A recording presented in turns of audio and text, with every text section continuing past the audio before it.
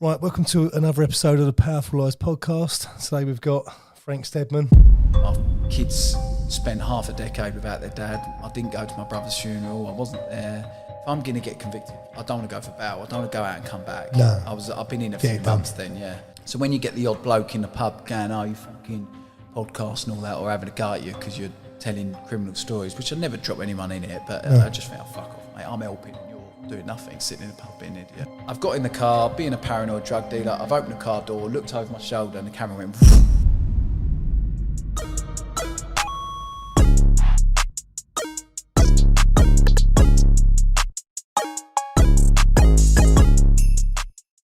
Serious story. I absolutely love this story. Take us back to the beginning, mate, where you grew up. And grew up little town in Essex called Epping. Just a normal little town. It's quite nice, Epping, but we lived in council houses, but they weren't. I don't think it's a council estate in Epping. Maybe we had a station. But yeah, just had a nice upbringing. 1 of 6 kids. Pretty wild. Went down playing down the fields in the forests and that. And yeah, it wasn't bad. Parents split up, but do you know, I was sort of in that. Do you know, all your friends are split up, like all your parents. It's not like abnormal, and it wasn't like nothing horrific or anything like that. But yeah, just split up. Which is, I think that's quite weird. I mean, but I'm 5 years older than you. When I was at school, like everyone's parents were still together. Well, my brother-in-law never really knew anyone. He's from around this way. He never knew anyone who sort of split up.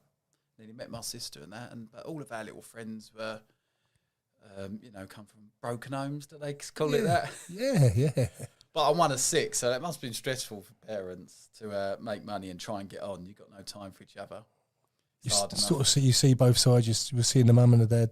Yeah. We lived with our mum, but yeah, saw our dad's weekends. And he used to come down. It's that pub culture and the social club. So we'd come and go down to the social club. We'd go down there, have a glass of Coke, play pool, beat each other up with snooker cues, and they'll send us home. That sounds familiar. Yeah. So it's not I wouldn't say I had a horrific upbringing. You know, we lost our house in my late teens, which was probably the first thing in my life that you sort of think to yourself, oh, that ain't a good thing, and you sort of get over that. And I moved in with a guy I was working for. Just went and moved into like an outbuilding, and but I started getting into my late teens, a bit becoming an adult then, or thinking you're becoming an adult. And then, and had kids really. I had my son when I was 20, and he's 20 now, so...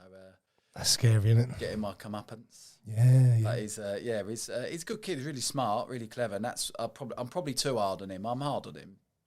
Only where I don't want him doing what I've done. And I'd need a psychology. I couldn't go into...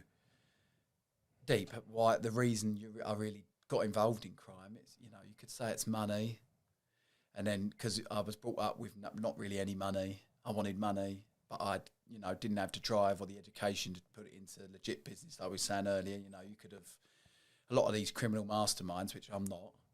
A lot of these criminal masterminds, they could probably run God knows what sort of business. It's funny, yeah, you saying that, it rings a bell with there's a. What's that film with Nicolas Cage? Warlord or Lord of Law? Yeah, Lord of War. Yeah, so he says in it, he stops because of the FBI are on him or something, and he goes and sells wood because of all his connections in different companies, and he was making more money out of selling wood, but he just said the guns and all that thing he done, he was good at it, I suppose. But yeah, it wasn't I was a small part of a massive like drugs organisation sort of thing. Which is, you live in them areas where that money is quite rife, isn't it? Quite a lot of money around Epping as well. As far as it was always with what was it, the Epping Country Club? Yeah. Back in the day, that was Chigwell way. It's funny. People used to. I was only talking about this to my missus this morning. People used to stop when we were young kids and say, "Where's Epping Forest Country Club?" Because we were in Epping. We go, "Oh, stand there, do a left," and you see them driving past later on. You little shits, because this Chigwell is about 20 minutes away. But yeah, it was. I don't know whether a lot of people from the East End or London made money, moved out to Epping. I'm not saying they brought crime with them. There is a lot of money around that area. I don't know where it's come from. I think Epping's been rich for forever, isn't it? It's always seemed. I was born and raised in Enfield. Yeah, and it was always Epping. You know, My who's all missus- suntans and white t-shirts and It Ferraris. still is. My missus is from Woodford, Bucker still, but went to school in Woodford, and the Epping boys, to them, have called farmers, like all them. And it's funny, her little group of friends all live in Northfield Epping and gone out with guys from that area now. Yeah. But yeah, we were known as like the farmers. No one ever went that far on the Central Line. Yeah, right at the end, didn't you? Yeah, last stop it was, yeah. I think Loughton was the last, like, inner city in people's minds, and then Debden, Faden boys. That's nice. Faden boys, some lumps out there, some big houses. Yeah, it's lovely. Yeah, really nice. Really nice. No street lights. It's No. weird. They don't want street lights. I think it's to do with the animals, to be fair. Is it? Yeah. No, I always thought they just didn't want it. Thought it was Chavy Street. Put some gold ones up. Yeah. But yeah, I don't know whether going back to, getting involved in all of this craziness, I suppose it was an insecurity of being maybe surrounded by money, thinking that would answer my questions. Not my questions, answer my... I wasn't insecure or as a kid like shy or insecure at all. I was really outgoing, really confident, got on with like everyone, but I just think that I wanted... I don't know what we saying earlier. You see it. You see everyone else with it, and you think, "I want some of that." Yeah, and I know even now, I know it ain't having loads of money doesn't answer your questions, and it doesn't make your life any easier. If anything, trying to make the money is harder. But I don't know whether I just always strive for more, and I think it's in humans. What is it they say? Like, a monkey's realised he can open that nut with a stone and fucking survives, and that he's stopped there. We're the only people that just. We're the only push. human beings. Sorry, the only species that keep pushing. The guy who made this microphone. I don't know what he's done, but in loads and loads of failures, I think that brings up. If you keep going, I think if you got that in you can. Which I've realised later in life, I've got that in me to keep going. Yeah. When the going gets tough. I think failure is a really important part of growing. Yeah. Yeah. You only learn from your failures, don't you? And your own. I try and tell my son and his mates about mine, and I've had a lot of messages over like the last couple of years of people saying your stories really helped me, or my son watched your story, and a lad stopped my son outside out one night and said, "Your dad, Frank," and he's like, "Yeah," thinking, "Oh shit," and he was, "Oh, well, I've stopped selling drugs from watching his podcast," and I thought, That's lovely. It's good that, and it's better than that. Things like that are better than money because you're actually helping people. I was meant to do a talk in my school a little while ago, but I, in between jobs, just started a business up, and I moved to another company, and it just fell really bad timing. They said, "It's all right, school will always be here." So yeah, that is if you can get some good out of a shit situation. Well, I think you always do anyway. I think you don't always see it there and then.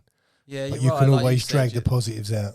You plant a little seed, and then like you said earlier, a year down the line, something happens, and you think, "Oh fuck me, that comes from all the way back there." Yeah, I always say it's like the caterpillar as well. When you think your life's over, you always seem to go again and grow. Yeah. A friend of mine, he says God, but he's really old. He's had a business for 50 odd years, lorry business, and he says, "Frank, God will provide." And he's not religious, but he means the universe, whatever. And he's right. When going gets tough, it just turns up. Yeah, I do believe that. It's like a muscle, you've got to tear it to grow it. Like, it's true, yeah. So where was you? You obviously school was okay for you. School was okay. I didn't have any qualifications. I was sent out of class all the time. I was really misbehaving. Maybe because I struggled. Found out later in life I was dyslexic, and I just was the pain in the ass kid who used to mess around, climbing up roofs, getting sent out. I got expelled. But the headmaster was really good. He didn't want to expel us, so he put us on this alternative education. We was what was it? Like the guinea pigs of this alternative education. Trial. Yeah, trial. Yeah, and it was school. No, what was it? Monday. What was it? Monday, I think we went to college. Tuesday, we went outdoor activities. Wednesday, we done school. Thursday, Friday work experience, and it seemed to keep us all in school, and it worked for us, but it was all the naughty kids. Yeah. And it's putting all the naughty kids in one space. But then sometimes, like we say all the time, like I've got 4 girls, like we said earlier, but school really works for 3 of my kids. One of them, it don't work. Yeah. But if you ask a fish to climb a tree, it fails every time. Yeah. The school system's not for everyone. Yeah, you ask a monkey to swim, I suppose, Yeah. It's yeah, you're right. I've never looked at it like that. School isn't for everyone, but it's definitely for me, who thinks differently, and I think I act differently in the way of doing things. Maybe, yeah, if someone could have noticed that, maybe schools should start thinking out of the box themselves, shouldn't they? I think they're a lot sooner now to label kids. You know, like you would have gone down on a spectrum somewhere, or Oh yeah, you know, my mum. All these people have got these kids with stuff wrong with them, and the government's giving them money, aren't they? For, oh, my son's got this, and my mum jokes around and says, "I would have earned a fucking fortune." You'd have been a cash cow. Yeah, he's got another thing wrong with him. I was hyperactive. Years ago, a bloke used to come round and I think it was a brother's friend or something, older brother, and he used to give me mint arrows and bottles of Coke, and I watched Rocket this, and fuel. I would be like a lunatic running around. Skittles. Yeah. My mum had my little sister. I was off school with a broken arm, and the midwives come round when they used to do house calls back then. My little sister's late 30s, mid 30s, and I'm up the tree with a broken arm. The midwife, bloody get down off that tree, you'll break your other arm. But that's yeah, the thing. just You obviously, hyperactive kid. if you're ADHD, My mum said I definitely would have had something like that, and I think the teachers weren't so tolerant back then. No, because no one knew what it was. No, you was a naughty kid, yeah. We had a teacher who used to grab hold of your ear hole and drag you down there. And I'm not that old, but imagine a teacher doing that now. You're probably the last sort of era of it happening. I remember it. But again, even I'm only 5 years older than you, but it was more, you'd see teachers leaving because you could see they was losing the power struggle. Whereas if you go back to the generation before us, the teacher would give you a slap round the ear and you knew if they told you off that you was in trouble and you wouldn't do it again. But my mum had like things thrown at her. I think she said the old chalkboard. Yeah. But I remember if I ever got pulled over by the police or told off, or at school told off, your mum would give you a clip, wouldn't they? Yeah. For being told off. Yeah. Whereas now, you see it now. Someone's trying to find out whether they was in their right to tell you off, even if you was wrong. Yeah. You know, it's like there'll be something on the. You see it online now. There'll be a video up and. You're not allowed to do that. I remember watching a stop and search. Yeah. And there's a kid, they've pulled out a knife this big. But they're not allowed to stop Everyone's sitting there going, you can't do that to him, well, hang about. He's got a big got a 2-foot blade on him. Yeah. Like, what would you rather? Yeah, I do agree with that, totally agree with that. It's the power. The problem is now the kids have not got the respect for the adults either. Massively, yeah. But is it blame the parents, they say, is it our doing? Pandering down to them. I'll be honest with you, I think it's the system. You know, the police have lost power, the teachers have got no power. So but as well, you've got people sticking up for the people committing, I've met a few in prison, committing the most horrific crimes, which we all know what it is. And people are actually sticking up for them people. Yeah. And, I'm a complete realist. I know we can't castrate people, we can't kill people and all that. I know that, but it's you could set up an open prison or little village and just keep them all there, and that people would say, "Oh, that's sympathising with them." It's not; it's just taking them out of the situation. Yeah. But you've got actually people saying sympathising with people that commit horrific crimes. Yeah, a bit like that film Papillon. If you know that one, go and stick them on an island somewhere where they can't abuse or hurt anyone else. Yeah, it's true. It's true. It's prison is the punishment, isn't it, to keep you out of. It's to protect society as such, isn't it? But it also doesn't rehabilitate you either. This prison system's broken at the moment, isn't it? Yeah. I think it'd be like the school system as well. I think the system, the prison system works for some people and some people it don't. Yeah, it worked with me. Yeah. Yeah, I was in there and, I got 9 years in prison, spending half of that in prison, 4.5 years, within... like the horrific things happened not when I was in prison, but happened outside. All of that made me think, fuck, this ain't for me. I could write 2 books. You could write a horrific book, and you could write a book where I used to tell my family funny stories on visits, so they knew that didn't go leaving thinking, oh, he's having a bad time. Yeah. I just tell them funny stories, and they'd be like, sounds like he's having fun, but I wasn't. Just fucking around. Bit of a facade just to it was, keep them happy. Yeah. But going back to getting involved in, selling drugs, it all ends in tears, doesn't it? Every time. Yeah, it does. Yeah, it does. Yeah. I've had friends. I met in prison. He had like £4 million cash taken off of him when he got arrested. And, imagine having that much money cash on you. But, it never ends well. People that probably get away with it for years and years and all their life, I don't know, their kids probably end up a drug addict or something. You just don't know, exactly. I think it's very, very few that actually get away with it. I think it's especially now, in this modern world of CCTV and bugging and everything else. I think it's it's a pointless exercise. You're going to get caught. Yeah. And it's a pointless exercise years ago, but like you say, you probably had more chance of getting away with it. But even down to, like, I got arrested. So when all the crime happened, and it was an undercover drug bust by Soccer, and they was filming us all and following you by this phone. And in my case, they worked out that 2 phones were switched on in a car park. They drove up the motorway at exactly the same speed, hitting the masks. So they said them 2 phones were next to each other in a car. You think, fucking hell. And the police have got unlimited funds. They've got unlimited resources. Like they're the biggest army, really. Yeah. And no matter, I know drug gangs make a lot of money, but they haven't got the sort of money that the government have got to compete with them. And not that I'm saying, sell drugs and compete with them, because it's not what I'm saying. But it's like you said, it's a pointless exercise. Do you ever watch Hunted? Well, I only watched it this time because I met Jax. Of course, yeah. He's won it. Yeah, I messaged him. Chuffed, ages ago. I bet you won. He went, I ain't fucking telling you. And I was like, you won it, didn't you? And then when he won, I was like, yeah, he's a nice bloke. Well chuffed for him. Yeah. But I've not watched it properly, but I watched the bits of it because he's in it. And but you don't even realise all the technology that they've got. Yeah, even the facial recognition in and out of London, and you're watching it, and they're catching them. Now, don't get me wrong, I'm sure they've got a little bit of intel. Because they have to do stuff, don't they? Yeah, they have to meet they have to stay on the move and have to be places, so they're dragging them in and out. And 2 people with a film crew around. I was going to say, that's a bit hard to miss. Trying to look inconspicuous, The boom mic over. That's them. Imagine, because there's 4 cameras around them. But which ones could it be? The ones with Hunted on their back, innit? They wearing like Hunted jackets. I think they probably are.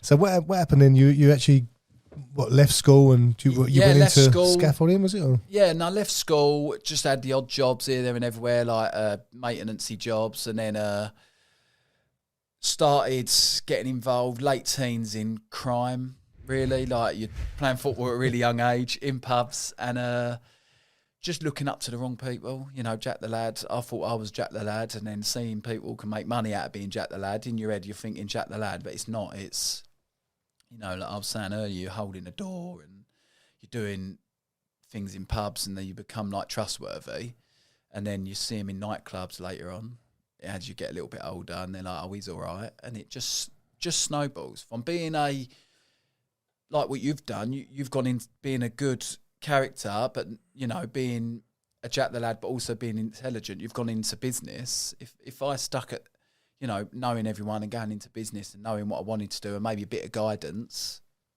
probably would have done all right at that. But instead, I wouldn't say I'd done all right because I got arrested, but I got to a level of crime which not a lot of people get to, I suppose. Yeah. Which the higher you get, the worse the freaking punishment is as well. I think, like you say, you look how good your networking must have been to get where you was, and your likability. You're a very likeable guy. You could have. I mean, I'm saying you could have. You're gonna now because you're obviously pushing into your own business, and I think you'll be very successful. Yeah, touch wood. Yeah, you could have saved a few years inside. Could have saved a load of heartache just starting up. I've started up my own scaffold business now, and it's just my name. And it's, if I'd done that years ago, where would I be now? Who knows? But everything happens for a reason. It's funny. On a home leave, I'll go back to what we said. On a home leave, happened to be in a house where I was staying, and someone happened to be there, and his girlfriend was there, her sister was there, and now she's my missus now. We've been together 12 years, and I couldn't want for a better...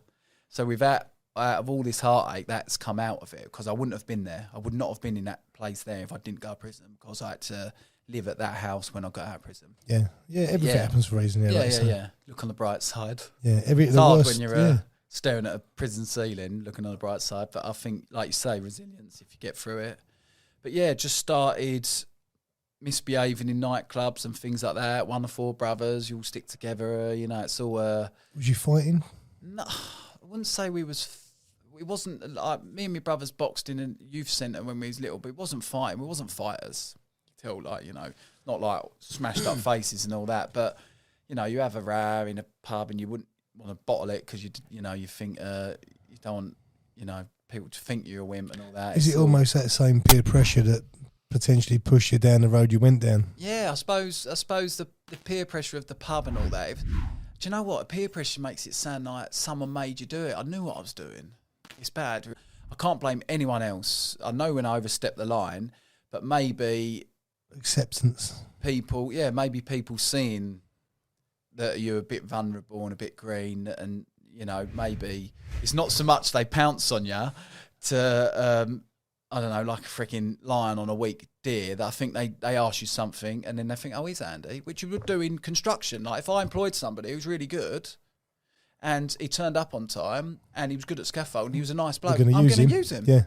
But that happens in the drugs world. So if you're a nice bloke, presentable, I'm not one of these got music blaring, smoking, in like puffing your car and giving it away. I had like Radio 4 and Classic FM on, driving and the perfect person. Yeah. And I just and I think it's a business.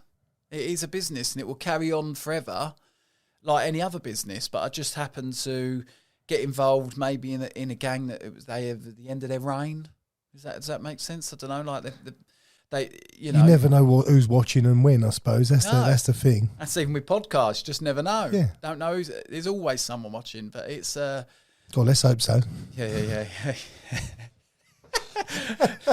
That's the only reason we're here. Yeah, and or listening. Yeah. But they, it's a world of like opportunists and broken home people, and you just end up greed. Yeah, and greed, massive greed. Yeah. And you meet in the drugs world, you meet horrible people in business, but you get sent a letter and they'll knock you. But in the drugs world, it's different. If you get in that world and you've got to do something, you fucking got to do it, and you're dealing with. But yeah, I just started selling like raps myself because I was, some bloke would say, give that to him. Oh, what pub you going to? Oh, can you just give him this? And I started thinking to myself, hold on a minute, I could do this myself. Bought a little bit of like gear, which is coke, started selling raps, and that sort of progressed. And then I met a woman, a girl at the time. I was only 18, 19, and started getting a bit serious. And then she got pregnant a couple of years in our relationship, so we had a kid come in. And then it got really serious, and then you got the pressure to provide as well. Well, I knocked it on the head. Then I thought, I don't want my kids, and I got a job in scaffolding.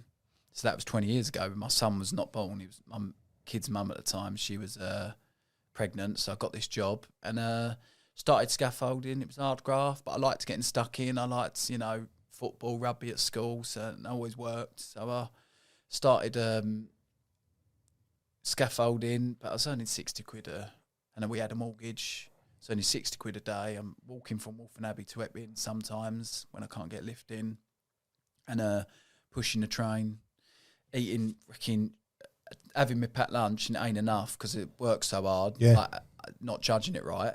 And when the lads are going down to this cafe called Benji's, I'm eating all the sugar out of that just to get me through the afternoon. And went on and on. Me and the kid's mum was arguing. We had another kid, and we were arguing even more. And we had there was no threat. I had a mortgage and I was paying my bills, but we just had nothing else. No life. And I being insecure, thinking money would answer it, I just thought, fuck this, had enough. Well, it was in Tesco shopping, and I've told the story a million times of a basket trolley full of blue striped food. And if anyone don't know, that was the poor food.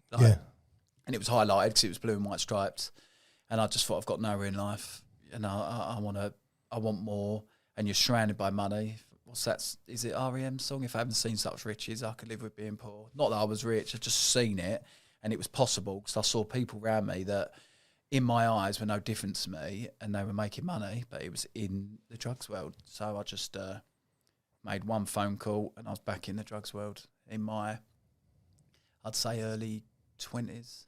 And what was you doing? You got back in just selling small bits again? For myself, just ticked, just said, I've got no money, but can I do this? And that person knew everyone that I knew everyone, and they just give you a chance, didn't they? Did you feel good doing that? I mean... I know, you don't feel good as in,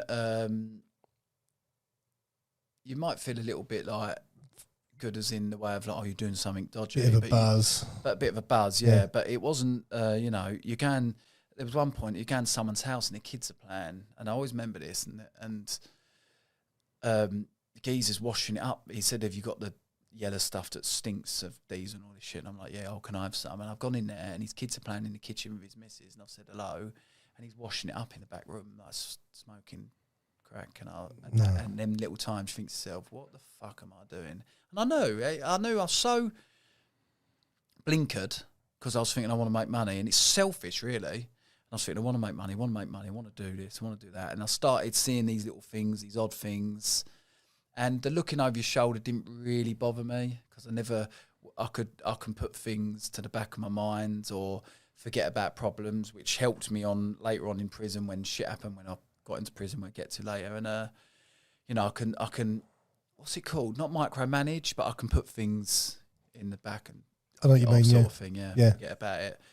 I've got some empty space up there. Plenty of empty space. Well, I suppose where you'd never been caught before, the fear's not as much. Yeah, you're right there. You've never been caught, so you don't know what's going to happen. I said to a bloke I used to get up to no good with, like when I got I always knew I was going to get caught, but so I got a phone call from a local guy that I knew, and he was like, "Do you want to come and deliver like bigger bits? And like, do you want to come work for us?" And I knew it wasn't what I was doing; I knew it was higher. And I said, "Yeah, like how much?" And he said, "Like a couple of grand a week minimum." I was like, I didn't give a fuck. I was like, "Yeah, all over it." Yeah.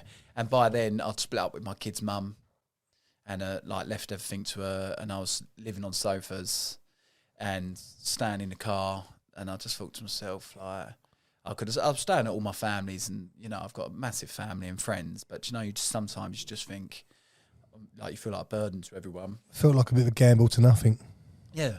What have I got to lose? Yeah. Well, I'd fucking everything to lose, because you think, oh, your kids are with their mum, they've got a house, they're all right, and when you split up with someone, people start thinking, I'm going to concentrate on me now, don't they? I don't know. And I just went in like hook, line and sinker, just went in, and within a week I had $2,000. And then all of a sudden I went from, sleeping on people's sofas thinking, hold on a minute. And then within like a couple of months I rented a place and I was earning thousands of pounds a week. More, I give up the scaffolding when I got that phone call. So I was selling wraps and scaffolding for a little while when I split up with the kid's mum. And you sort of go on a bit, I'm not a big drinker or a drug taker. And then when I was in that little single period, it's like I only done it for a year, believe it or not, from splitting up with my kid's mum, getting that phone call, it lasted a year. I was like going out, getting on it a little bit, and I could count on like one hand, and like getting on it. But I always remember I was being sick in the toilet. My kid's mum's dropped the kids round, and I'm like hungover. And I don't deal well with hangovers even now.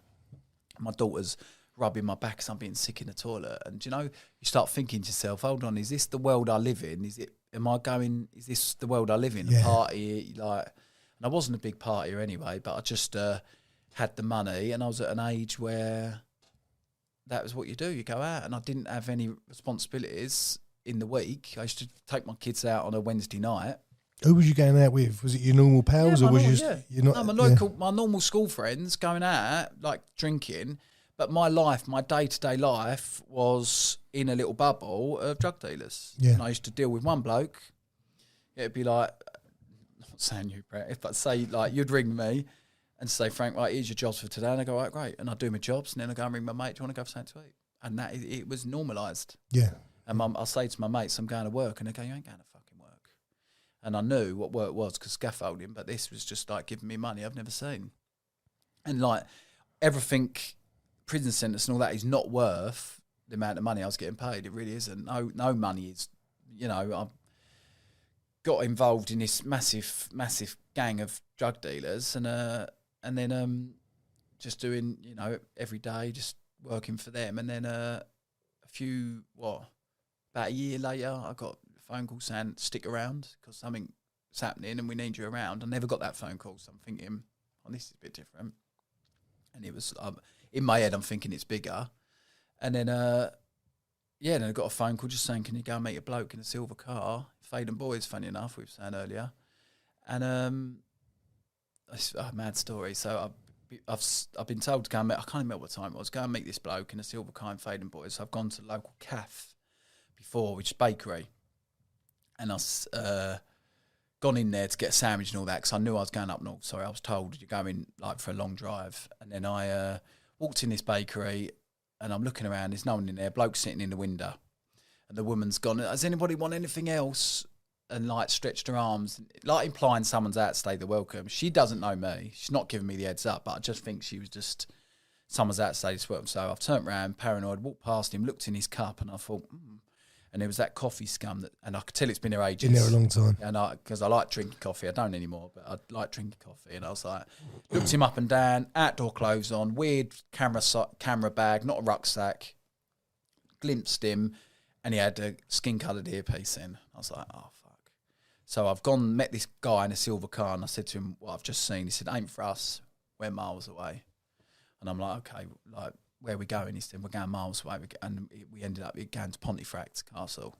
Okay. So I believed him. I thought, it can't be for us. Knowing Essex, knowing what it's like, could be for someone else. Hopefully it was someone else. Got to Pontefract Castle, turned up to this meet. These geezers are effing and blinding, and I swear a bit, they're effing and blinding, do this, do that, do this. And I'm just waved over, and I'm putting bags in, I'm heard them talking shit, and I'm thinking, God, this ain't right. And prior to all of this, a guy in the peripherals of all of this, he told me to, like, drop these people out, like, don't do it, because something's dodgy. Oh, really? And, it was my job, and I thought, I'm doing it, Who told you this? So, like, somebody I knew. Said something's a bit dodgy with them lot and blah, blah, blah. It's nothing, no like undercover and all that shit. It's just somebody told me not to do it. And I was like, didn't listen to them.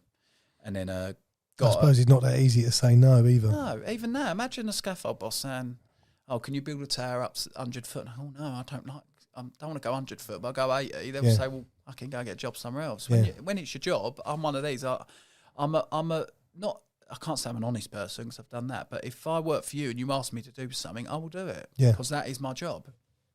As you get older, you realise you're getting a piss taken out of you and you say no. But, just doing something that is your job, I'll do it. And, and then got to this Pontefract Castle and then done the changeover. I handed over, found out later on, 2 bags, which was 328 grand. It was a part payment of the drugs. And then driving back, looked at my thing and I thought I'll pull in a petrol station, quickly pulled in a petrol station. Silver car's pulled in behind me. What are you doing? I said, I'm just getting some petrol. He's gone, all right, I'm going to get a drink. And he's pulled up. Someone's driving. I don't know, 2 blokes in that car. Van pulls up and I've looked across as I'm putting petrol in. Geezer gets out of the van in Leeds and it was the same bloke from Faden Boys. And I knew it was. I always say I am academically I'm thick as shit. I'm not the sharpest, I'm quite gullible, but when I saw him, I knew it was him from Faden Boys. And I was like, shit, locked eyes with him. Gone in the petrol station, the geezer's queuing up for his drink. And I'm like, that's the bloke I saw earlier. And he's like, get away from me. So I've gone in the toilet and I'm like, oh, what do I do? And I think, I was standing in the queue actually, and I'm reading my book. I was standing in the queue and the undercover officers in the queue paying for his petrol, and I was standing so close I could smell the bacon. It's bad, and I tried to do a little joke, and then I've gone in the toilet panicking afterwards after I've paid, thinking I'm gonna sit in here and see if they're following me or him in a silver car. And quickly getting glasses of where I am, and I thought, and I looked at the window and it was watching the road out. So luckily the silver car's gone out and the van's followed him. So I've got in my car, got all the way back to the area, rung the guy that I dealt with, told him what I saw. And then he's like, I'll get back to you. Spoke to him the next day. Told him, like, what the fuck? And he's gone, I think he was imagining it. I was like, that's when you start realising who you're involved in ain't your best interests. And all right, fair enough. I didn't really think nothing of it. And I thought, well, if you say it's all right, but I definitely know what I saw and I'm just waiting to get nicked now. That's pretty much what it is. A horrible feeling. Yeah, but then it all carries on, and I got a phone call saying someone's gone to pick the drugs up, and it's gone over. And I'm like, right, which means the police have got it. And I found out later on the geezers put the key in the ignition with the van. It had the drugs in the back, which was 299 kilos of cocaine in the back of the van. The police have... So in my case, it started in the middle of a book. So they reckon the police have arrested importers, pretended they were importers, and sold it to this gang of people that I happen to have ended up working for, or whatever. I don't understand. It don't tell you in your case exactly what went on before it all. There was a... I don't know what it is. It's a PIP or PPI, and it's public protection order or something, and they reckon it's either to protect like an informant or protect a undercover officer, and they're 2 undercover officers in that case selling the drugs. So the guys effing and blinding at Pontefract, comes out they were undercover officers buying the drugs, selling us the drugs, yeah. So and it's just got to so the undercover. So the police have put the drugs in the thing, and the van started. And the alternator, for some reason, must have tripped, and the van started, and it drove off down the motorway, the drugs in the poo. Imagine them get away with it. There would have been like Channel 4 News, wouldn't it? And then the police have had to jackknife a lorry, I think, or jackknife something on the motorway to stop the van. They stopped the van at gunpoint, and then I've got the phone call saying the job's gone over. I was like, what do I do? And they said, fucking get out of the country. Like, get out of Europe, because it'd be a European warrant. They knew how much was involved. I knew there was a lot of drugs involved because I'm surrounded by people who are driving Lamborghinis or Ferraris. Yeah. You know, I wouldn't know the guy if he walked past me who I was actually working for, but I knew the gang and all that, and I knew there's serious money involved. I was the bottom of the ladder. You're a pawn. I was a pawn, and I was getting paid really good money. And then the drugs all got done. I've been told I can do one, and I thought, what do I do? So I went and told my kids, like, rung my kids' mum and rung my family, said I've got to go on the run. I fucked up. And they was like, really? And I was like, yeah. And in between the drugs getting picked up, I found out the drugs were cancelled on a Wednesday night, and I picked my kids up on a Wednesday night. And I was driving home with them from Harlow, and I'm like, oh my God, what's that? And it was like helicopter back. And I'm asking my son, this is a shit you normalise. I'm asking my son, I'll keep an eye on that helicopter. And then, it's still there. Drove from Harlow to Waltham Abbey, pulled up at the kid's mum's house. Helicopters stopped above my kid's mum's house. And all cars have blocked the cul-de-sac in Waltham Abbey. And I'm like, shit. And I said, I'll take the kids' things. I think this is for me. And she's gone, this is for you, innit? And I'm like, yeah, it is. I think I fucked up. And she's like the first to know. And then they've all jumped out, a bit of confusion. They're looking for someone with blood, and the cars have drove off, and the helicopters drove off. And I thought, what the fuck? And I'm like, I don't know whether it's for me or not. Later in my case, I realised that happened on a Wednesday night, picking the drugs up, and someone called it off because they was suspicious. So whether that's for me or not, I do not know. But then the guy said to me in prison, Frank, an helicopter is behind you in Arlo. It will overtake you by the time you get to Waltham Abbey. Yeah. They go like 300 miles an hour, whatever miles an hour. And I'm thinking, yeah, maybe. But I'm just glad it didn't happen in front of the kids. Definitely, it's horrific. Yeah, you know, they're scarring for life. Yeah, and we get to it. So I went on the run in England. I thought I'd go to Newquay, be a little beach bum. Always thought that'd be great. And then got to Newquay. It's all young people getting pissed up, getting pulled over by the police, panicking. What do I do? Sitting there, heard the song "The Beach." I thought I'd go to Thailand. No European warrant. I fly to Thailand. I sneaked over to Ireland all through like booking ferries last minute and all that, and staying in hotels, sitting on a bench and all this shit, and then hiding in the toilet and waiting till the ferry goes, and then jumping on the ferry and all this. Got to Ireland, booked a flight last thing, but like you were saying earlier about the facial recognition, I'm panicking, and this was 2009, so it probably weren't as bad as it is now, and I've got a hat on and all, like, probably look suspicious. Probably should have just wore like Gaucho Marx fucking thing, wouldn't I?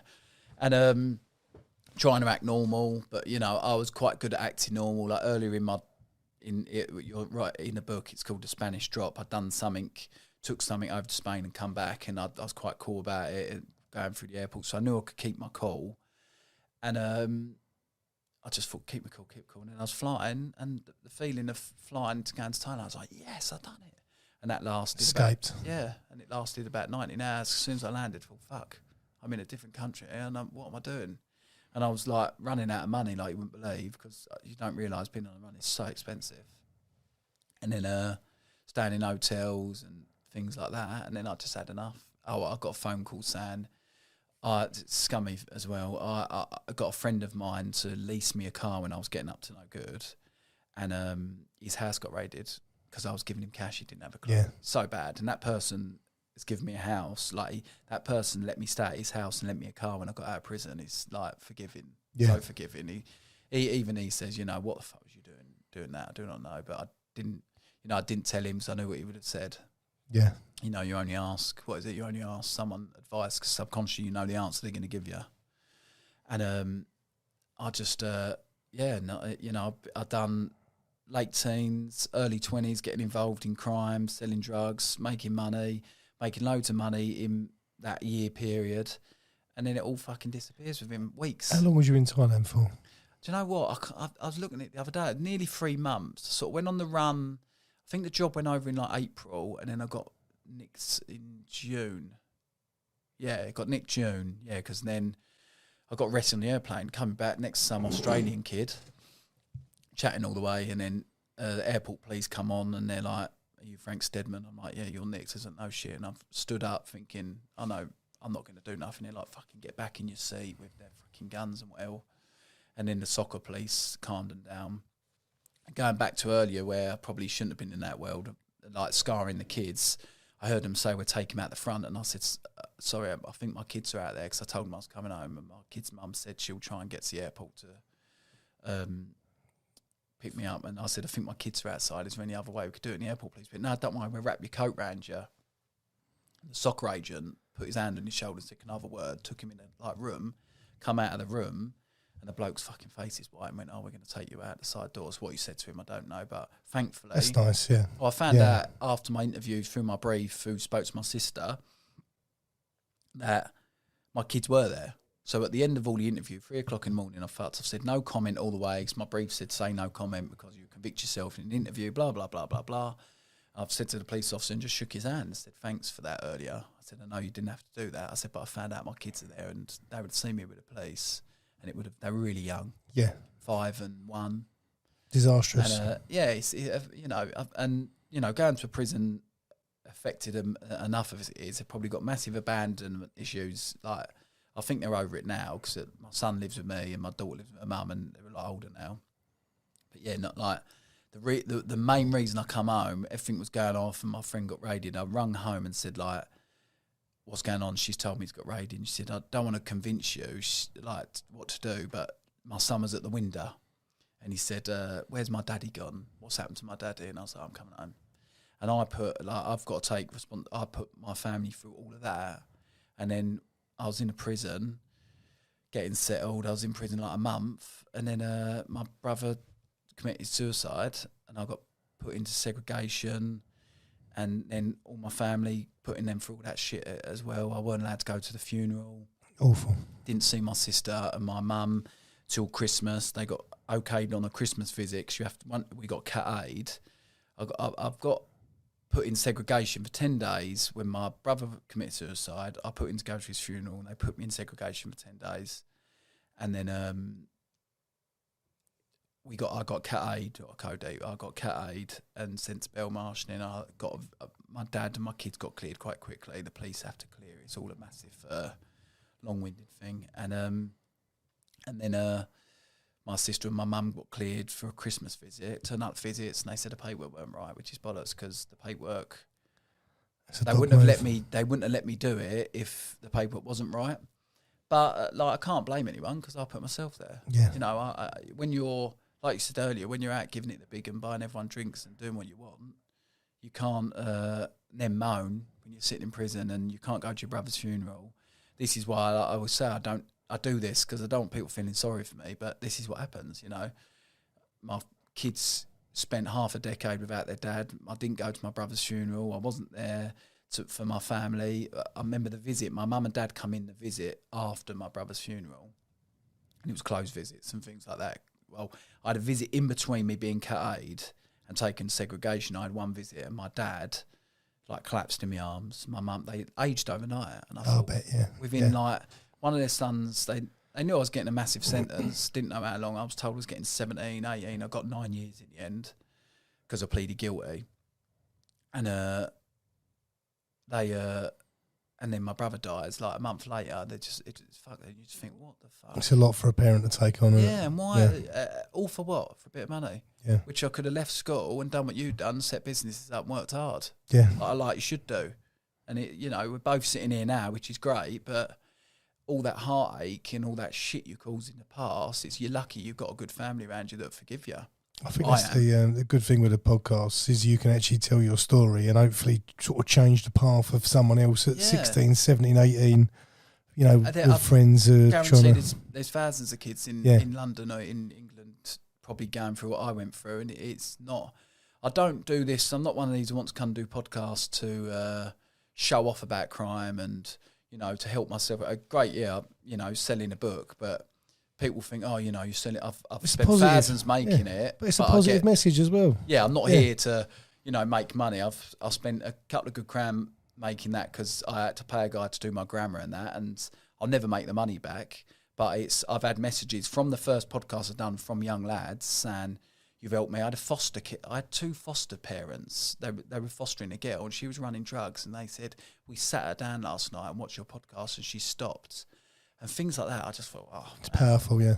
So when you get the odd bloke in the pub going, you fucking podcast and all that, or having a go at you because you're telling criminal stories, which I'd never drop anyone in it, but I just think, fuck off, mate. I'm helping and you're doing nothing, sitting in a pub being an idiot. Yeah, and he's only jealous because he ain't got the story, I suppose. Yeah, it's mad, but it's like... people do think there are some mad people, isn't they? Yeah. But yeah, and that's all, and I thought to myself, that's all I want to do is put me story. I didn't realise the power of a conversation. I really didn't realise that until I started doing these. I'd done the first podcast and it went mad, and I had so many people message me and everyone congratulate me. We're really proud. And I thought, fucking hell, I've done, for the first time in my life, I've actually done something good. Apart from having me 2 kids, but I've actually done something good. It's positive, yeah. Yeah. And it's... and Frank, you're a nice guy, it's one of them things, there's loads of drug dealers... complete scumbags. Yeah. Like there's good and bad in every job, isn't there? I suppose. You're a nice guy, and I think it'll resonate more coming from yourself than it will from. Well, I think I wasn't a career criminal. My dad wasn't a criminal. I think just a normal kid who was blinded by the flashing lights. Yeah, literally, yeah. But I was good at football, and I got. That's one thing. I got involved with men at a really young age, like 13, 14, 15. I was training with the football. And then playing football, men's football, 14, 15, going to pubs. But it was, and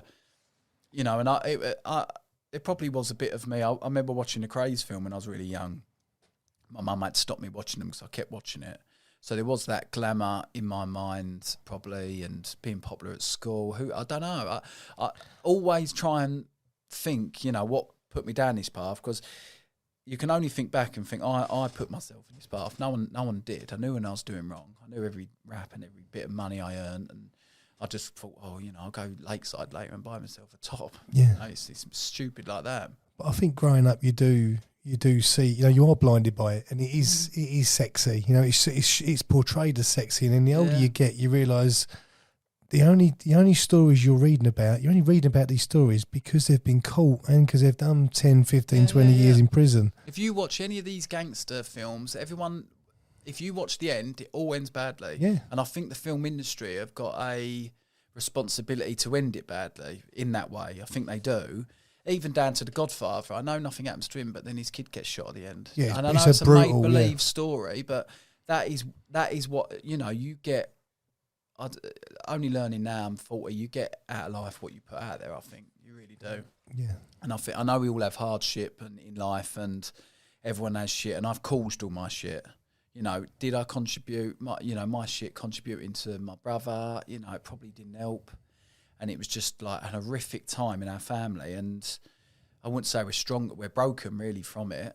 We're not stronger from that experience, but it's just one of them shit things you got to get through, ain't you? Yeah. Just know you're resilient. But I don't want people to do and everything that I've done to get through to realise that they are resilient. Human beings are so resilient, aren't they? They can put up with so much and do whatever they want to do. That is one thing you can do, whatever you want to do. People say you can't, and you actually can do whatever you want to do, I think. Yeah, literally, yeah. 100,000,000%. You might need some financial backing, and that goes on your character. If you're a nice person, like you said, people will back you all day long. And it's surprising how many people have helped me with things just from bringing that book out, where people know you're serious, you've done something. And I think, oh, they take me a bit more seriously now because I've done something, you know, and I've set my business up now, and it's, you know, everything positive ends up being positive. I've done more out of crime than I did in crime, if you know what I mean, even money-wise. Yeah. Done better things. I mean, I rent in from a farmer, but it's my dream house. You know, we've got a nice garden, really old house, and I love it. And I think to myself, beautiful. Never had all this when I was getting up to no good. When you're selling drugs. It's mad, isn't it? Selling drugs, exactly. Selling drugs is, and any sort of crime, nothing good comes from it. You've got cash you can't buy a house with. Yeah. You know, like, it's not, this is the trouble, though. It is glamorised in movies and on TV. Yeah, and I know they say no one writes a book or no one makes a film out of someone with a normal, boring life, and I get it, but go and be Bear Grylls, go and fucking travel the world and jump off mountains, walk Everest. Don't go and sell drugs. Yeah, even the podcast. You look at the podcast. Yeah. It's basically ex-gangsters and porn stars. Unfortunately, that's the most popular categories. Yeah, because do you know why I think that is? Because people are interested in the sort of character. So I've had people message me say, I can't believe that you was involved in all of that. I said, well, I won't be the first or the last person like me. But, you know, without pulling my brain out of my head and actually knowing what went on. But I think you get swept along with it. Yeah, I think I've seen people go down a slippery path, and it's like, I think once they don't realise what they're getting into, and once they get into it, it's not as easy to get out. Films, like I said, it ain't the films. Yeah. It ain't, when I was at nightclubbing, buying drinks and things like that, but then no one comes and visits you. And I spent 10 days in segregation just after my brother died, being told you can't go to your brother's funeral. On the 10th day, when I got moved, I was told I weren't going. Staring at a ceiling with human shit all over the wall. And you think to yourself, this makes me or breaks me there. Yeah. And that was the moment in my sentence. And it was only early on, like a month in, but I thought to myself, right, you need to dig deep in your personality here. Accept what you've done, accept it was me. I accepted really early on, I think helps that it was me who done it, but I wouldn't wish it on your worst enemy. No. All that shit you go through, and people think I can sit here and tell some really funny stories about prison, but then also you've got stepping over geezers who've been glassed in the neck, and geezers like saying, well, you take that back on the wing and you've got to say no. I played football and broke a bloke's leg, and he's on the floor, and he was only for a hard tackle, 50-50. I wasn't like dirty, playing centre midfield, and I broke his leg, and he's on the floor, broke his ankle, and he's on the floor threatening to stab me when he gets up the next day. And so I had to go and front it the next day, and luckily I got on with him anyway. It's just in the moment. He said, oh, shit happens. We both knew what he's doing. I've come off worse. And I was like, God, I'm not a fighter at all. But yeah, and that's the situation. You've got to be somebody you ain't if you put yourself in this situation. And I wouldn't, all these young kids now and all this fucking, doing crimes, writing raps about it and all that. It's all great, but it's not real. It's not real. It's not realistic. You find out all these rappers went to fucking stage school. Yeah, of course, yeah. And then after going to stage school for years and making a bit of money, then they start buying a few drugs and keeping the bad company. But it's not you really look into it. You've got a couple that probably squeeze through, just freaks. I don't know, Stormzy, like a freak of I don't know whether he went to stage school, but a freak in the way of writing lyrics and performing them. But I just nothing good comes from that criminal world. How long did you get in? I know you got 9. What did you serve? Got 9 years. I served 4.5 in prison. Maximum 24 months in a DCAC. So I behaved. I just thought it was pointless because I want to get out and see my kids. And and then done the other 4.5 on probation. Yeah. Which my probation was quite fine. I had no financial order. I had a confiscation order, but I had nothing to take. So. Which affects you, like all this crime affects you later in life. Like you can't be left money. If I win the lottery, I have to pay back £10 million. That confiscation, I can't be left money by any parents. Is that why they give you a £10 million confiscation order? Yeah, but then there's a law now, but it wasn't sort of a law when I was in prison where your role in the case justifies your confiscation now. So it might have changed for me, but my crime was before. It might not have, but I don't want to chance that, so I don't know. But it's crazy. Listen, the old Bill must know that it weren't your drugs, it weren't your money. They know that. It's like, I suppose they can pin it on you, they're going to pin it on you. Yeah, well, they're going to make your life as hard as possible, as physically they can. But you was part of a criminal enterprise, and you knew what you was doing. Yeah. Like you committed a crime, so they can't like they knew I was like a small fish in a big pond, but you know, small fishes, you know, they put enough pressure on, or I was lucky. I had a good brief, and he explained to me straight away, Frank, if you start saying anything in an interview, you're going to convict yourself. Let's just say nothing, and then see if there's any evidence on you. And then they found DNA on one of them bags that I put in the car. And this is a funny story. They he brought me in a laptop and said, "Oh, Frank, you need to watch this video," because we was going for bail before the DNA come back. And I was like, "Listen, if I'm gonna get convicted, I don't want to go for bail. I don't want to go out and come back." No. I've been in a few months then, yeah. And he's brought the laptop in and said, "I don't think we're gonna go for bail." So he showed me this video, and I'm like, "Well, you can't tell that's me," and it's me, but it's a bloke walking back to the car after dropping the bags off. Someone's filming it in the car park, and I thought, you can't tell that's me. And I had an ID parade, and I wasn't picked out. And I've got in the car, being a paranoid drug dealer. I've opened the car door, looked over my shoulder, and the camera went vroom. So if I didn't look over my shoulder, you know, I would have had more of a chance. But then they found my DNA later on anyway. And my brief said, you would have been done anyway. Yeah, my brief said, you know, I accepted it really quickly on. I knew what I was doing, and I had to show that I accepted it to my family, that they knew when I get out I weren't going to do anything stupid, commit crime. And I had so many opportunities when I got out of prison. Friends saying, "Do you want to take a cash machine out of the wall?" Another bloke, mate from prison, saying, "I'll give you as much gear as you want," because he knew if he got into Essex he'd make a fortune. It's just like, and I just had to say no. Did you see that cash machine come out at Sawbridgeworth? They drove. Days ago. Yeah, a couple of days ago. No, yeah, literally about a week ago. I might have done actually. Did they digger it? No, I'm thinking went in with a telehandler. No, I'm thinking the Faden boys, they ripped it out and fucked the flat up above. Must be about 3 or 4 days ago. Oh, I didn't know. Yeah, telehanded straight in. No way. Like that, you know, I look at that, and we was talking about that, yeah, me and a couple of lads, and it was like... You got to nick a telehandler. Yeah, you got to nick 3 vehicles. Yeah, and burn them, not leave notes. It's yeah, hard and I mean, how much you're in a sleepy sort of village in Sorbo, like if that, it can't be, it's probably not 100 grand in it. No. Might be 30 to 50 grand, you know, you just think... I'd do it, and it would have been empty the day before. That's my. It's sort happened of a few times, hasn't it? It has happened. It's got yeah. to have, innit? Yeah. But yeah, just when it comes to, I just was not made out for the criminal world. I haven't got that. I wouldn't say the deviance, but I haven't got that sort of, you know, thinking out of the box and criminal minded. Just haven't got that in me. I just thought I should have. I'd love to have got under the wing of like an adventure or something and done like that bloke who run across Africa. That's a bit of me. Unbelievable. Done something like that. Hardest geezer. Yeah, I'd love Unreal. Yeah. I'd love to have just done something. I've even thought I had a heart attack a few years ago due to an infection. And even that, I looking for jobs. I couldn't scaffold. I thought I was off work for 16 months looking for a job. Criminal record. No. And I'm the same. If I saw someone with the same, you know, qualifications, I'd look at both and say he's got a criminal record. But once you meet him, you think, oh, he's not a bad person. But it's everyone makes mistakes. But yeah, I looked for a job, and then I thought, shall I do while I'm off? Shall I do a walk from London to Edinburgh to Cardiff and then back to London, heart to heart of and raise money for it? And they gave me tablets for my heart. I couldn't do fuck all. No. Go to work. I was knackered, but I come off and I'm all right now. But yeah, I'm thinking, you know, I'd love to do something like that. I want to do Everest Base Camp. I'm going to do that. It's like a holiday though, not a holiday, but it's a walking one. Yeah, it's 18 days. Yeah, he looks insane. And it meets you. They meet you at the airport, the pool. You've got to book your own flight, and then they take you on it. That's a bit of me. I'd love to do that. So why did you climb Mont Blanc? I think it was a midlife crisis, Frank, if I'm honest. But you seem quite driven though. So do you want to just push yourself? I like pushing myself out of my comfort zone now.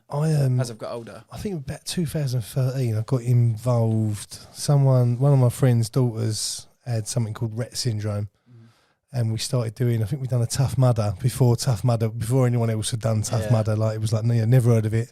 Went down, done that, and then it was like, what else can we do? And we started getting in and doing things. We started doing marathons and, Christ, silly. Like I organised a bike ride to Paris in over 4 days, and then went back and done 24 hours to Paris. Like, you know, like I started doing bigger and bigger challenges. Yeah. So yeah, it was like a natural progression. And we done the 3 peaks, but we done it in winter. So it was like being in Russia. You know, like it was mental, like crampons from the bottom. You know, like my God. And then we done Mont Blanc, which was just epic. Just the views, you know, like sort of Just again, an experience that you never forget. Yeah, that's all I want to do in life now. I think just have experiences. You know, I'd love to work for myself. I'm working a couple of days a week for a company, and then my own scaffolding business, and sort of umming and ahhing. I've written 30,000 words of another book, but I think, you know, it's just been put on the back burner because I think I don't want to, like you said earlier, I don't want to put it all into that. It's only just a story, but I don't want to put everything into that. I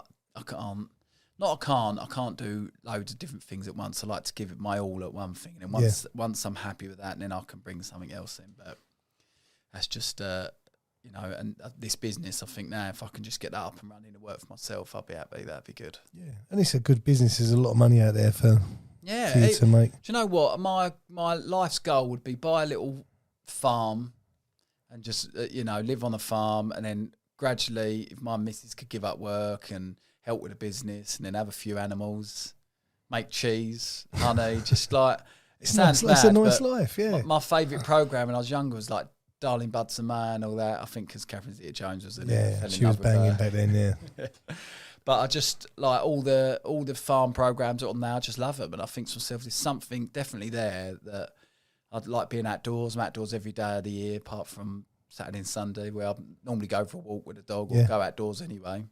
It's just grounding, I think. And there's something about the energy of just being in the woods or being on, you know, just in the fields and that. Like, it's lovely. We was lucky where we brought up in Epping. The bottom of our road was farmers' fields, as far as you could see. And we used to run around there playing run-outs in the forest and that. So, yeah, maybe it's from that. But, yeah, I would love, you know, my brother he's a project manager, but he likes going to the pub. He'd like to run a pub, but he's in that insecure stage where he's like, I don't really want to. But he done a quiz night in a pub recently, and I looked at him when he was doing it, and I said to my sister who came at the time, and I was like, he should run a pub. And you can't out-drink a pub. I know he can drink. You can't fucking drink a pub dry. When people say, oh, we drink it dry, you can't do that. He could get pissed every night and still earn money. And he'd be great at it. Where I would just love it's graft, though, isn't it, pubs? I don't know. He likes the pub. He likes the pub culture. He likes being in a pub and the life of it. But, yeah, it's hard graft, but I think he would like that. He's a hard grafter anyway. And I think it's working for yourself. I don't know. I've got this obsession where I just want to work for myself now. I worked scaffolding for 20 years now, apart from a break short spell. In the middle. Yeah. And but yeah, I just think definitely see how this scaffold business goes. I've called it Stedman Scaffolding, which I was advised not to, and then I thought, no, I'm not. I know because my name on the internet comes up, ex-drug dealer and all that. Yeah, but I think on the internet there's a lot of positive that comes up about you. You know, I think anyone who meets you, I think they're going to want to work with you. Yeah, hopefully.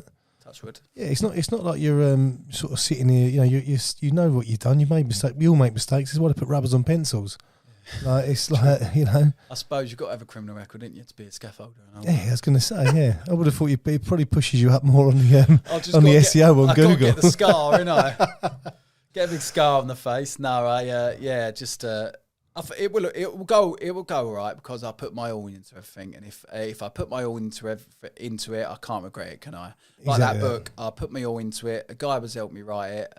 Publishing company wanted to publish it, but then they was going to give me shit like money back, and then they would have owned the rights if anyone wants to make it into a TV show or a film. Yeah. Not that it's ever going to go that far, but I thought I'm not going for the Booker Prize, so I brought it out myself. I wasn't happy with the front cover they done, so I done it all myself and put it on Amazon. Yeah. And now I know 100% I've done all that. I writ it. I paid a guy to get the grammar right and all that. But then I've done all the pages, all the format and everything. And I thought, fuck me, I'm actually really proud of that. And then in it, I say there's spelling mistakes and everything because I'd done it with my two hands. And my missus was like, yeah, it's to the charm. Exactly that. Yeah, exactly that. Yeah. I'm not going for the New York Times Booker Prize and all that shit. But I just, friends and family have read it and it's selling on Amazon, still selling on Amazon now, which is good. And people, all the comments on it are good because I don't want to show off about crime. There's no good comes from it. I'm not one of these, I've done this, I've done that, because I didn't. I just got involved. Yeah. Way too deep over my head in something that I wasn't. And probably greed, I think, like you said, I know you said it earlier, but I think the greed, I think this is the trouble. Yeah. Everyone now, because of, and like worse now than back then, everyone now sees all the glitz and glamour on the internet. and Everyone Instagram. lives their best life up. And they want it now, don't they? Yeah. There's so much money. There's more billionaires now than there was before, and everyone just wants a piece of the pie, which is fair enough. Go and work and get what you want, but everyone wants it, like you say. They want it now, and that thing will give it to you very quickly, but also it will take it away very quickly. And most people don't realise if they start now, 2 years goes really quickly, and then they look around and they've probably got what they want. But they're they think they want it now. They're putting that thing off. They've probably been putting it off for 3 years. They could have already had it. Yeah, I know. Us talking here, I consciously know that. But I was thinking the other day, God, I've not had any jobs come in. And I think, don't worry, they'll come in. Yeah. And I have to keep checking myself, keep telling myself, don't worry, it will be all right. You're paying your bills because you're going to work for someone else. Obviously, I just don't need. I realise, I think as you get older, you don't make any rash decisions. You don't make any stupid. Like, I'm not going to just leave my job because I've got one job. So I need that. My missus is good like that. I'm a bit of a dreamer, and she pisses all over it. She just drags you back. Yeah, she's good like that. I need that.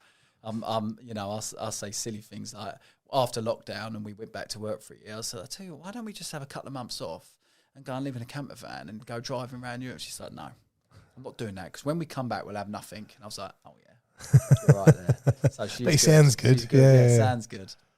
Yeah, that's. I'll enjoy I know life is a journey, and you got to do what you can, but it's. You've got to be quiet as you get older, and you've got bills, and my kids are offhand now, but you still got to help. Real life, I think they call it, don't they? Yeah, it's horrible. Oh, shit, it's horrible. Yeah, there should be a horrible real life podcast, shouldn't there? But mate, look, we'll wrap it up. I've loved this today. Yeah, it's nice of you to come in. Sorry to drag you out. No, don't be silly. No, it's all good. Yeah, I enjoy reading the book on your holiday. It get me out. It's actually my 7-year anniversary with the missus today. So it gives me. Oh no way! Yeah. You've come out on your anniversary. Sorry about that. I'm dedicated to the podcast. Yeah, and it gives me an excuse to go and get some flowers. Yeah, because you forgot. And a card. Just take her out for dinner. I've got tonight. you a nice present, darling. Here's a book for the holiday next week. Yeah, it'd be good to have the wonky table up in the restaurant. But no, look, it's been a pleasure, mate. No, brilliant. Thanks for having me on. I'll catch up with you soon. Brett, thanks, mate. Top man. Bye.